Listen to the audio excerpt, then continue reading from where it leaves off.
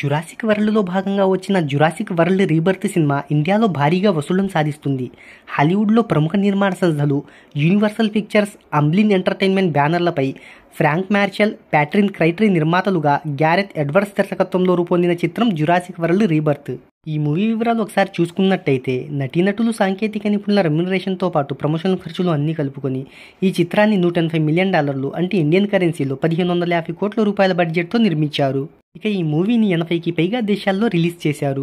ఇక ఈ మూవీకి ఇండియా నుంచి మంచి ఆదరణ అయితే లభిస్తుంది. తొలి రోజు ఈ చిత్రం ఇండియాలో 9.25 కోట్ల రూపాయలు, రెండవ రోజు 13.5 కోట్లు, మూడవ రోజు 16.25 కోట్లు, నాలుగవ రోజు 4 కోట్ల రూపాయలను వసూలు చేయగా ఇక మొత్తంగా 43 కోట్ల రూపాయల నెట్ వసూలను రాబట్టింది.